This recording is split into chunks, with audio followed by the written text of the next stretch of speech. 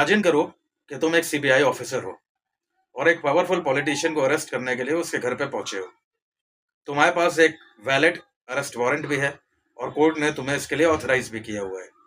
But जैसे ही तुम उस पावरफुल पॉलिटिशियन के घर पे पहुंचते हो, तुम देखते हो कि वहां की जो स्टेट पुलिस है वो तुम्हारे सामने वहां का गेट बंद कर देती है और तुम्हें अंदर नहीं जाने देती है। ऐसा ही हुआ था बिहार में 2013 में। जब मैंने एक सीनियर ऑफिसर से पहली बार ये चीज सुनी थी तो मैं बहुत शॉक्ड था।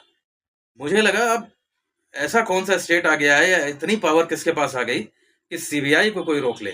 इस पर उन्होंने मुस्कुराते हुए कहा कि कागजों पे नहीं हो सकता बट जमीन पे बहुत कुछ हो सकता है। और ये एक लाइन जो उन्होंने मुझे कई साल पहले बताई थी वो मैं आज तक नहीं भूला, क्योंकि इसी एक लाइन में पूरी कहानी है। सीबीआई की रियल पावर, स्टेट पुलिस की रियल पावर, और दोनों के बीच में जब द्वंद्व होता है तो दोनों में बॉस कौन। आज के इस वीडियो में इसी पूरी कहानी के ऊपर चर्चा करेंगे। तो चलिए शुरू करते हैं। लेकिन सीबीआई के बारे में बात करने से पहले एक चीज समझना जरूरी है जो एक्चुअली कोई नहीं बताता है, और ये चीज आज की पूरी कहानी का फाउंडेशन है। अब एक सिंपल सवाल, अगर मैं आपसे पूछूं कि सीबीआई किस मिनिस्ट्री के अंदर काम करती है, ये सवाल मैंने कई बार यूपीएससी एस्पिरेंट से पूछा और 90% लोगों ने इसका गलत जवाब दिया। मैक्सिमम लोगों ने बोला होम मिनिस्ट्री के अंडर काम करती है। एक बार मेरे स्टूडेंट से जब मैंने ये सवाल पूछा तो उसने बहुत कॉन्फिडेंटली मुझे कहा, सर ऑब्वियसली होम मिनिस्ट्री, क्योंकि पुलिस मैटर्स वही हैंडल करती है। और जब मैंने बोला कि बेटा ये गलत आंसर है तो उसका चेहरा देखने लायक था, क्योंकि लिटरली वो शॉक्ड था। एक्चुअली सीबीआई वर्क करती है अंडर मिनिस्ट्री ऑफ पर्सनल, और ये वही मिनिस्ट्री है जिसके अंडर आईएएस ऑफिसर्स भी काम करते हैं, या आईएएस ऑफिसर्स को जो मिनिस्ट्री कंट्रोल करती है। इसका मतलब सीबीआई और आईएएस ऑफिसर्स एक ही मिनिस्ट्री द्वारा कंट्रोल होते हैं, जबकि स्टेट पुलिस होम मिनिस्ट्री के द्वारा कंट्रोल होती है। तो एक्चुअली दो अलग मिनिस्ट्रीज, दो अलग चेन ऑफ कमांड्स, और कोई किसी को ऑर्डर नहीं दे सकता है। ना सीबीआई स्टेट पुलिस को और ना स्टेट पुलिस सीबीआई को ऑर्डर दे सकती है। और यही चीज जमीन के ऊपर, जमीनी स्तर पर एक बहुत इंटरेस्टिंग सिचुएशन क्रिएट करती है, जैसे 2013 वाली सिचुएशन। बट उसके डिटेल में भी थोड़ी देर बाद हम डिस्कस करेंगे। पहले ये समझते हैं कि सीबीआई की हिस्ट्री क्या रही है। 1941 का टाइम था, वर्ल्ड वॉर 2 चल रही थी, इंडिया के ऊपर अंग्रेजों का कब्जा था और डिफेंस कॉन्ट्रैक्ट्स में बहुत सारे घोटाले और घपले हो रहे थे। तो ऐसे कंडीशन में अंग्रेजों ने सोचा कि एक ऐसी स्पेशल यूनिट होनी चाहिए जो करप्शन को इन्वेस्टिगेट कर सके, और इसी करप्शन को रोकने के लिए अंग्रेजों ने बनाया Delhi special police establishment, DSPE, और इसी के साथ पास हुआ DSPE act, Delhi special police establishment act 1946। अब ये फैक्ट सुनने के बाद आपको थोड़ा सा अजीब सा लग रहा होगा कि 2026 में भी इंडिया की जो सबसे पावरफुल इन्वेस्टिगेटिंग एजेंसी है वो ब्रिटिश एरा के एक एक्ट से गवर्न हो रही है, जो एक्ट 1946 में बनाया गया था, और ये एक्ट आज भी वैलिड है। तो मैंने एक बार ऐसे, जो मेरे टीचर्स थे, मेरे प्रोफेसर्स थे, उनसे मेरा एक बार डिस्कशन हो रहा था, तो मैंने उनसे पूछा कि सर इस एक्ट को आज तक अपडेट क्यों नहीं किया गया। ब्रिटिश टाइम का जो एक्ट था उसी पे आज भी हमारी सबसे पावरफुल इन्वेस्टिगेटिंग एजेंसी काम कर रही है। तो जो उन्होंने मुझे बताया वो बहुत ही ज़्यादा शॉकिंग था। ये एक्चुअली मैंने ये आंसर एक्सपेक्ट नहीं किया था। उन्होंने बताया कि एक्चुअली ये डेलिबरेटली आज तक इसको अपडेट नहीं किया गया है, क्योंकि अगर इस एक्ट को अपडेट कर दिया जाएगा तो कहीं ना कहीं स्टेट्स के राइट्स जो है वो कॉम्प्रोमाइज होने लगेंगे, और स्टेट्स के जो राइट्स होते हैं वो एक बहुत ही सेंसिटिव मैटर होता है। ये सुन के पहली बार समझ में आया कि ये DSPE एक्ट बेसिकली सिर्फ एक एक्ट नहीं है, इंडिया के फेडरलिज्म का एक केयरफुली बैलेंस्ड डॉक्यूमेंट है। और इसी एक्ट का सेक्शन 6 सीबीआई की सबसे बड़ी लिमिटेशन है। अब DSPE एक्ट का सेक्शन 6 कहता है कि अगर सीबीआई को किसी भी स्टेट में इन्वेस्टिगेशन करना है तो उस स्टेट की जनरल कंसेंट लेना मैंडेटरी है। जनरल कंसेंट का मतलब ये हुआ कि अगर उस स्टेट की सरकार या जो रूलिंग गवर्नमेंट है वो ये बोल दे कि हमें सीबीआई इंक्वायरी नहीं चाहिए या सीबीआई का इन्वेस्टिगेशन नहीं करना है, तो सीबीआई वहां पे इन्वेस्टिगेट नहीं कर सकती है। अब मैं आपको एक लिस्ट ऑफ स्टेट्स बताने जा रहा हूं जिन्होंने सीबीआई को लेके अपना जनरल कंसेंट विड्रॉ कर लिया है, और इन स्टेट्स का नाम सुनने के बाद आपको ये फील होगा कि सीबीआई उतनी भी पावरफुल नहीं है जितनी कि हम समझते हैं। ये स्टेट्स हैं वेस्ट बंगाल, केरल, महाराष्ट्र, राजस्थान, झारखंड, छत्तीसगढ़, मिजोरम और मेघालय। टोटली 8 स्टेट्स, और ये वो 8 स्टेट्स हैं जिन्होंने अपनी जनरल कंसेंट सीबीआई को लेके विड्रॉ कर ली है। मतलब सीबीआई यहाँ पे इनकी परमिशन के बिना इन्वेस्टिगेट नहीं कर सकती है। मेरे एक जर्नलिस्ट दोस्त हैं, उन्होंने एक बार मुझसे पूछा, इसी मैटर पे उनके साथ मेरा कुछ बातचीत हो रहा था, तो उन्होंने मुझसे पूछा क्या ये स्टेट सीबीआई से डरते हैं क्या? मैंने कहा डरते नहीं हैं, मगर अपने हक का इस्तेमाल कर रहे हैं, अपने राइट्स का यूज कर रहे हैं। देखिए, हर एक स्टेट ये जानता है कि सीबीआई का यूज एक पॉलिटिकल वेपन की तरह किया जा सकता है, तो ये जो स्टेट्स हैं वो अपना प्रोटेक्शन देखते हैं, और ये उनका एक जेन्युइन कॉन्स्टिट्यूशनल राइट है, क्योंकि इंडिया एक फेडरल कंट्री है। स्टेट्स के पास अपने अधिकार हैं, और ये 8 स्टेट्स अपने उन्हीं अधिकारों का इस्तेमाल कर रहे हैं। तो अब सवाल ये उठता है कि अगर स्टेट्स ने अपना कंसेंट विड्रॉ कर लिया है, तो क्या सीबीआई उन स्टेट्स में इन्वेस्टिगेट कर ही नहीं सकती है? तो ऐसा नहीं है। 3 ऐसी स्पेसिफिक सिचुएशंस हैं जहां पे सीबीआई बिना कंसेंट के भी इन स्टेट्स में जाके इन्वेस्टिगेशन कैरी आउट कर सकती है। पहली सिचुएशन, जब सुप्रीम कोर्ट या हाई कोर्ट ये ऑर्डर करे कि सीबीआई को इन्वेस्टिगेट करना है, तो ऐसे कंडीशंस में स्टेट्स कुछ नहीं कर सकते, सीबीआई जाके वहां पे इन्वेस्टिगेशन करेगी, क्योंकि कोर्ट का ऑर्डर सबसे ऊपर होता है। दूसरी सिचुएशन, जब स्टेट्स को खुद ऐसा लगे कि उनकी पुलिस इस मैटर को हैंडल नहीं कर पाएगी और सीबीआई इन्वेस्टिगेशन की जरूरत है, तो वो खुद रिक्वेस्ट कर सकते हैं कि सीबीआई इन्वेस्टिगेशन हो। तीसरी सिचुएशन, जब मामला सेंट्रल सब्जेक्ट्स का होता है, जैसे डिफेंस, रेलवेज, इनकम टैक्स, इन मैटर्स में सीबीआई को स्टेट्स की परमिशन की जरूरत ही नहीं होती है, और वो डायरेक्टली इन्वेस्टिगेशन कैरी आउट कर सकते हैं। मेरे एक फ्रेंड हैं जो आईपीएस ऑफिसर हैं, एक बार इसी मैटर पे मेरी उनसे बात हो रही थी, तो उन्होंने मुझे बताया कि जो कोर्ट ऑर्डर वाला सिचुएशन है ये सबसे ज़्यादा यूज होता है, और सबसे ज़्यादा क्लैश भी इसी सिचुएशन पे होता है, क्योंकि कोर्ट का ऑर्डर स्टेट्स को कोई चॉइस ही नहीं देता है।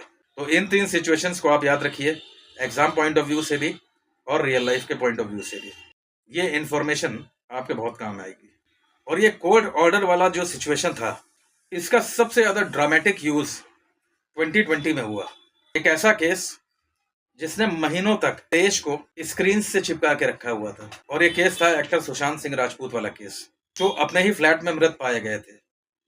अब ऐसी कंडीशन में सुशांत सिंह राजपूत के जो फादर हैं वो बिहार में रहते थे। मुंबई पुलिस ने अपना इन्वेस्टिगेशन तो स्टार्ट किया, मगर राजपूत के फादर को ऐसा लगा कि शायद मुंबई पुलिस ये नहीं कर पाएगी, तो उन्होंने बिहार में एक एफआईआर दर्ज किया और सीबीआई इन्वेस्टिगेशन की मांग करी, और फिर 2 स्टेट्स एक दूसरे के खिलाफ हो गए। मुंबई पुलिस ने कहा कि हमारा केस है और हम इसे इन्वेस्टिगेट कर सकते हैं। ऑन द अदर हैंड, जबकि बिहार पुलिस के एक आईपीएस ऑफिसर विनय तिवारी मुंबई पहुंचे इस केस को इन्वेस्टिगेट करने के लिए। मुंबई पुलिस ने कोविड का हवाला देते हुए उन्हें क्वारंटाइन में भेज दिया। ये न्यूज़ मैं उस समय देख रहा था, और मुझे एक्चुअली समझ में ही नहीं आया कि ये इंडिया के अंदर हो क्या रहा है। बिहार गवर्नमेंट ने डिमांड किया सीबीआई इन्वेस्टिगेशन होनी चाहिए, मुंबई ने बोला हम अलाउ नहीं करेंगे। हमने कंसेंट विड्रॉ कर ली है, और कॉन्स्टिट्यूशनली महाराष्ट्र बिल्कुल सही था, लेकिन सुप्रीम कोर्ट ने ऑर्डर दिया कि इसमें सीबीआई जांच होगी, और इस कंडीशन में महाराष्ट्र कुछ नहीं कर सका, क्योंकि ऑर्डर सुप्रीम कोर्ट का था, जो एक्चुअली कंसेंट से बड़ा होता है। लेकिन ये एक लीगल प्रोसेस था, और 2021 में वेस्ट बंगाल में जो हुआ वो इंडिया की हिस्ट्री में अनप्रेसिडेंटेड था। एक बार मेरी एक रिटायर्ड आईपीएस ऑफिसर से बात हो रही थी, यूपी कैडर के थे और बहुत ही सीनियर ऑफिसर थे। जनरली बातचीत के प्रोसेस में मैंने उनसे पूछा कि सर, स्टेट पुलिस और सीबीआई के रिलेशंस कैसे रहते हैं? थोड़ा सा मुस्कुराए, और मुस्कुरा के उन्होंने बोला, ऑफिशियली तो हम एक दूसरे को कोऑपरेट करते हैं, बट अनऑफिशियली इस कोऑपरेशन को अचीव करने में थोड़ा समय लग जाता है। ये थोड़ा समय लगने वाली बात जो उन्होंने कही, इसे सुनने के बाद मुझे समझ में आया कि जमीन पे एक्चुअली क्या होता होगा, और ये खुल के मेरे सामने आया जब 2021 में वेस्ट बंगाल वाला केस मेरे सामने आया। और इस केस के आने के बाद इंडिया ने वो देखा जो इससे पहले कभी नहीं देखा गया था। मई 2021 में वेस्ट बंगाल के इलेक्शंस ओवर हुए थे और ममता बनर्जी तीसरी बार सीएम बनी थी। उसी समय सीबीआई की एंट्री होती है नरादा स्टिंग ऑपरेशन केस में। अब नरादा स्टिंग ऑपरेशन केस क्या था, पहले वो थोड़ा सा समझ लेते हैं। 2016 में एक जर्नलिस्ट ने कुछ टीएमसी लीडर्स को रंगे हाथों घूस लेते हुए पकड़ा था, और वो कैमरे के ऊपर साफ कैश लेते हुए दिखाई पड़ रहे थे। 5 साल से सीबीआई इन्वेस्टिगेट कर रही थी, और अब सीबीआई ने सोचा कि अब अरेस्ट करना है।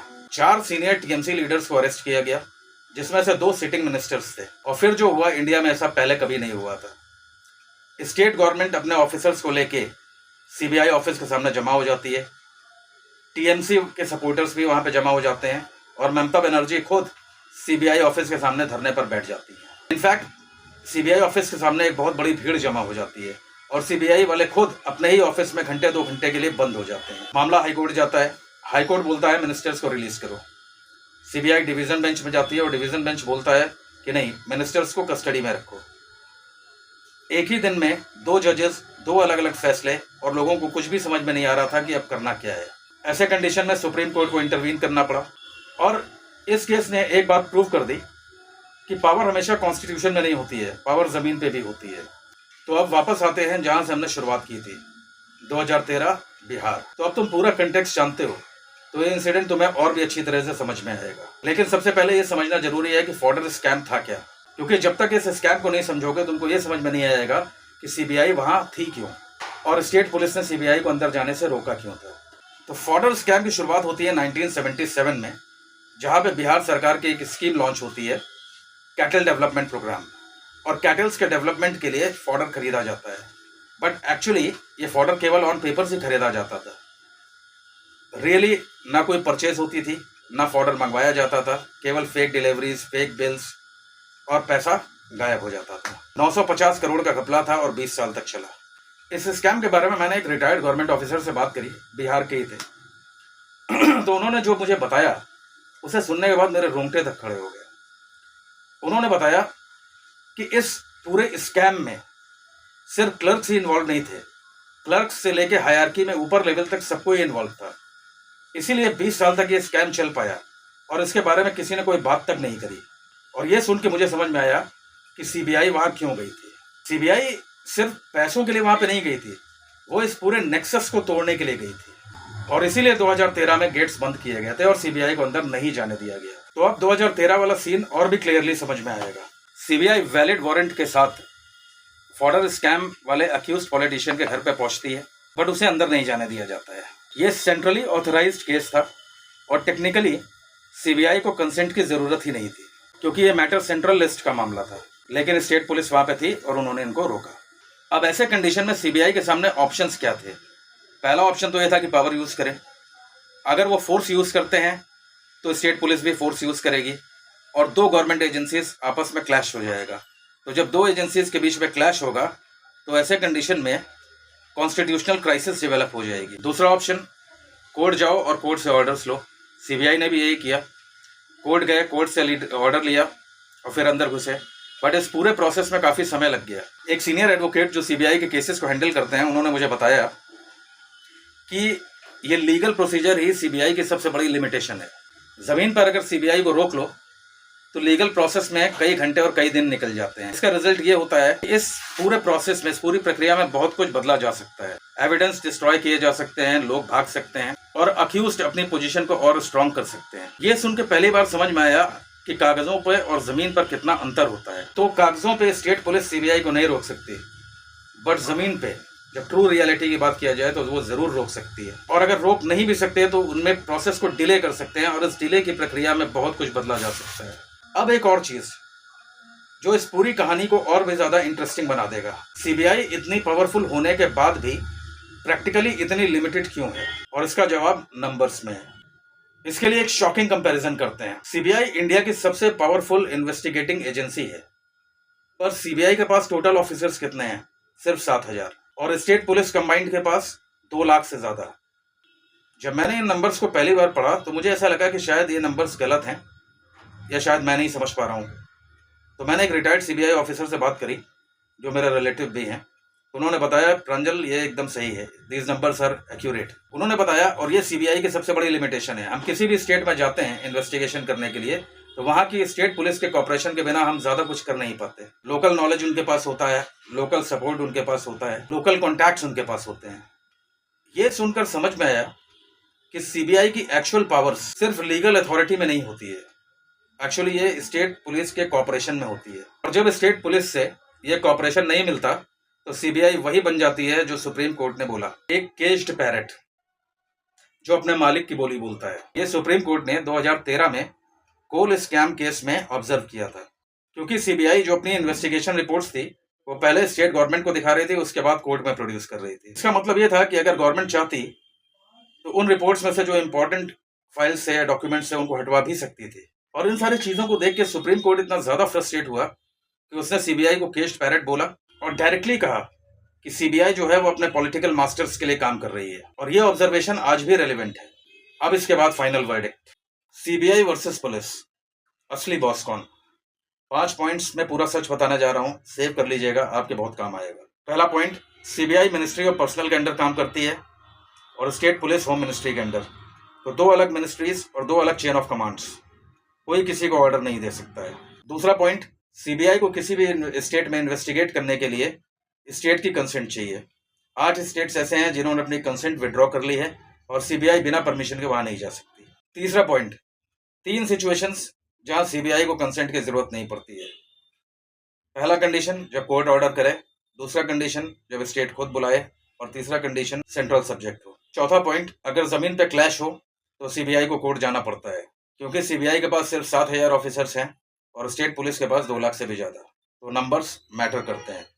पांचवा पॉइंट, असली मैटर ना सीबीआई के हाथ में है और ना ही स्टेट पुलिस के हाथ में। असली पावर है सुप्रीम कोर्ट के हाथ में। अगर सुप्रीम कोर्ट बोलता है तो सीबीआई वो फॉलो करेगी। एक सीनियर ऑफिसर ने मुझे बताया कि सब लोग सोचते हैं कि सीबीआई जो है वो सुपर पावरफुल है, बट एक्चुअली सीबीआई एक केयरफुली बैलेंस्ड सिस्टम है, जिसको स्टेट्स भी चेक कर सकते हैं, कोर्ट्स भी चेक कर सकते हैं और सेंट्रल गवर्नमेंट भी कंट्रोल कर सकती है। और ये बैलेंस ही इंडिया के फेडरलिज्म की एक्चुअल स्ट्रेंथ है। और ये सुन के पूरा टॉपिक ही एक अलग नजर से दिखने लगा मुझे। तो final answer, on papers CBI ज्यादा पावरफुल है, अगर स्टेट पुलिस भी कम पावरफुल नहीं है। स्टेट पुलिस इतनी भी बेकार नहीं है जितना लोग सोचते हैं, और दोनों के ऊपर एक ही रेफरी है, सुप्रीम कोर्ट। ये था आज का सच, जो कोचिंग नहीं बताती, जो न्यूज चैनल्स क्लियरली एक्सप्लेन नहीं करते, और जो मैं सीधा आपको बताते रहूंगा हमेशा। और अगर आपको ये वीडियो हेल्पफुल लगा हो तो इसे शेयर करिए उन लोगों के साथ जो गवर्नमेंट जॉब्स की तैयारी कर रहे हैं। एग्जाम में तो काम आएगा ही, रियल लाइफ में भी काम आएगा। और अगर आप चाहते हो एक ऐसा मेंटर जो सिर्फ रियल बातें करे, एक्चुअल बातें करे, तो इंस्टाग्राम पे मुझे फॉलो करो @pranjalkhare1। मेंटरशिप अवेलेबल है, सीट्स लिमिटेड हैं। अगला video governor versus chief minister पे होगा। क्या गवर्नर एक इलेक्टेड सीएम को लीगली हटा सकता है? रियल इंसिडेंट और शॉकिंग आंसर्स के साथ। तब तक के लिए यूट्यूब को सब्सक्राइब करो, इंस्टाग्राम को फॉलो करो। मिलते हैं नेक्स्ट वीडियो में। Thank you.